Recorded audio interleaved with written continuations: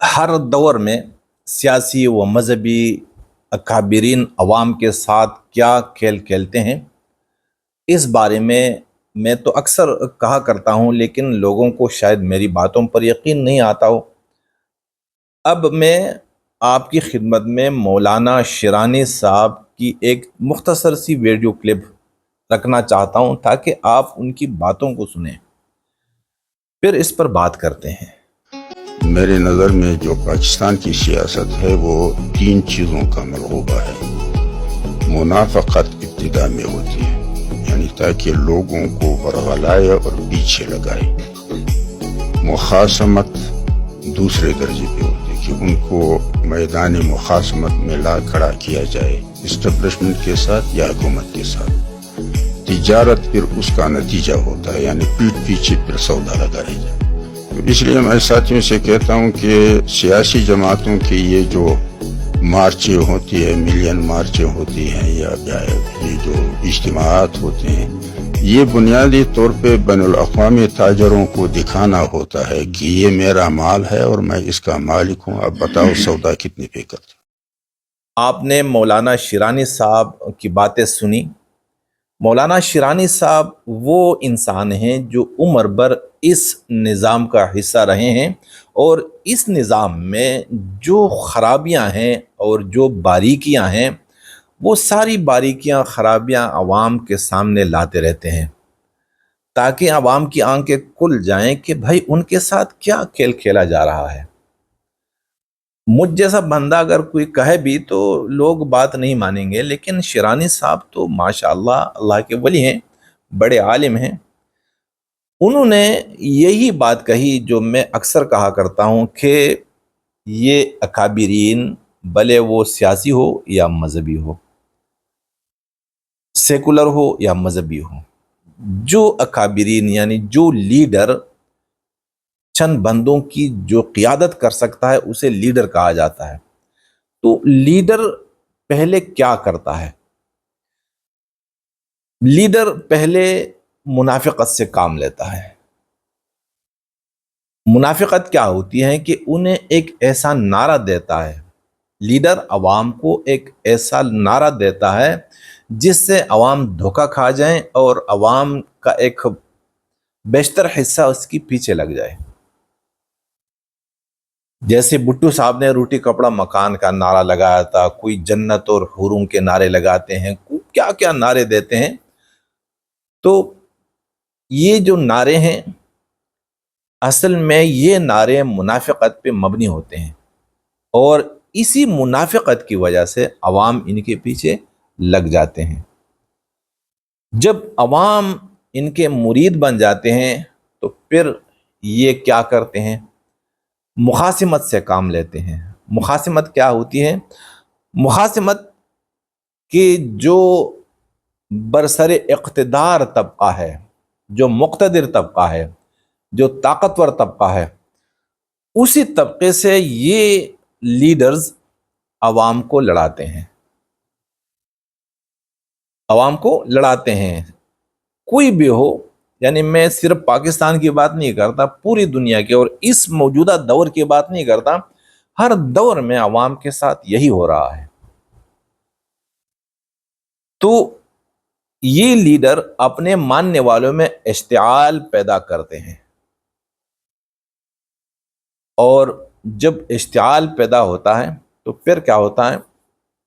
یہ لیڈر جس نے عوام کو مقتدرہ طبقے کے خلاف لڑایا اور لڑانے پہ اکسایا، پھر یہ ان کے ساتھ بارگیننگ کرتے ہیں، جلسے منعقد کرتے ہیں اور پھر اجتماعات منعقد کرتے ہیں۔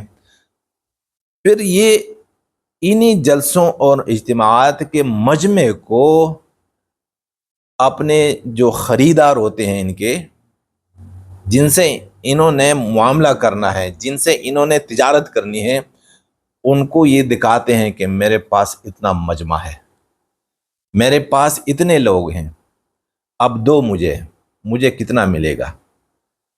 تو دنیا میں جتنی بھی قوتیں ہیں برسر اقتدار، ایک مقتدرہ طبقہ ہوتا ہے، ایک مقتدرہ قوت ہوتی ہے، تو وہ مقتدرہ قوت پھر ان کی قیمت لگاتے ہیں۔ عوام کیا سمجھتے ہیں؟ عوام سمجھتے ہیں کہ بھائی ہم جلسے میں جائیں گے تو حقیقی آزادی حاصل کر لیں گے، اور ہم اجتماع میں جائیں گے تو بھائی برکتیں لینے کے لیے چلے جائیں گے، جنت نصیب ہو جائے گی، اللہ راضی ہو جائیں گے، اور یہ ہوگا اور وہ ہوگا، دنیا بنے گی اور آخرت بن جائے گی۔ لیکن ہوتا کیا ہے؟ پس پردہ کیا ہوتا ہے؟ پس پردہ اس کی تجارت ہوتی ہے۔ پس پردہ کیا ہوتا ہے؟ یہ معاملات طے ہوتے ہیں، انہیں فروخت کیا جاتا ہے۔ تو میں جو کہتا ہوں کہ بھائی عوام کی خیر کس میں ہے؟ کہ بھائی کوئی جو بھی بندہ وہ کوئی بھی نعرہ دے، کوئی بھی نعرہ لگائے، امن کا نعرہ لگائے، صنعت کا نعرہ لگائے، اور معیشت کا نعرہ لگائے، آزادی کا نعرہ لگائے، جنت کا نعرہ لگائے، حوروں کے نعرے لگائے، کوئی بھی نعرہ، دنیا کے نعرے ہوں، آخرت کے نعرے ہوں، یہ سارے نعرے جو لگواتے ہیں وہ آپ کے کیا ہیں؟ قصائی ہیں۔ اور عوام کیا ہیں؟ عوام کی مثال جانوروں کی ہے، اور جانوروں کو کون خریدتے ہیں؟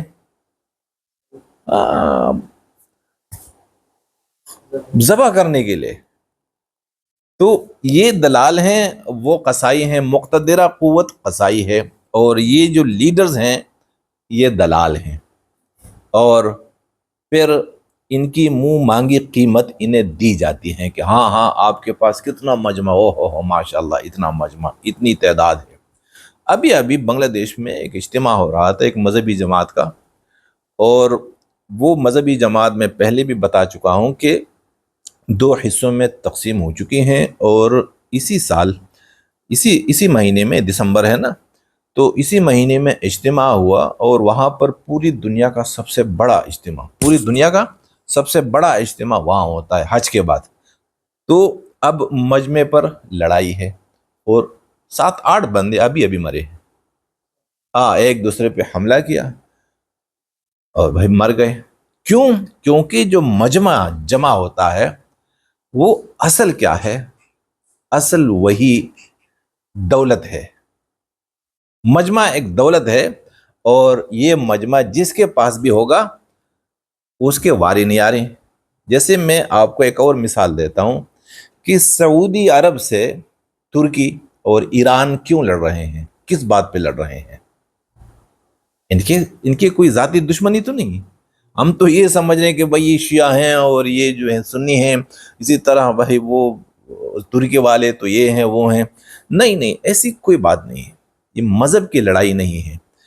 سعودی عرب میں ہر سال دنیا کا سب سے بڑا اجتماع ہوتا ہے، پوری دنیا کے لوگ وہاں جا کر جمع ہوتے ہیں، اور وہاں پیسے برستے ہیں۔ بہت بڑی کمائی ہے حج کا مجمع، پھر روزانہ عمرے کا مجمع، اور ان سے یعنی ان مجموعوں سے، ان اجتماعات سے کتنی تجارت ہوتی ہے، کتنا پیسہ آتا ہے۔ انہی پیسوں پر 3 ملکوں کی لڑائی ہے۔ ایران چاہتا ہے کہ اس پر میں قابض ہوں، یہ پیسہ میرے پاس آئے، ترکی چاہتا ہے کہ بھائی یہ پیسہ میرے پاس آئے، سعودی چاہتا ہے کہ میرے پاس رہنے دو اسے، اس پر میرا حق ہے۔ تو جہاں پر بھی مجمع ہوتا ہے، اس مجمع کا مقصد کیا ہے کہ جو لوگ مجمع میں شریک ہوتے ہیں، بھلے وہ کسی بھی غرض سے، کسی بھی نیت سے شریک ہوتے ہیں، ان کی نہ دنیا بنتی ہے اور نہ آخرت بنتی ہے۔ جو دنیا بنتی ہے وہ کس کی بنتی ہے؟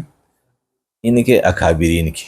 اس لیے میں بتاتا ہوں سب کو کہ بھائی آپ کی خیر اسی میں ہے کہ خاموش رہیں، اپنے کام سے کام رکھیں، اور کسی کے نعرے میں اور کسی کے نعرے کے فریب میں مت آئیں۔ کوئی پیر، کوئی مولوی، کوئی لیڈر، آج تک کسی بھی سیاسی لیڈر نے کسی کی دنیا نہیں بنائی۔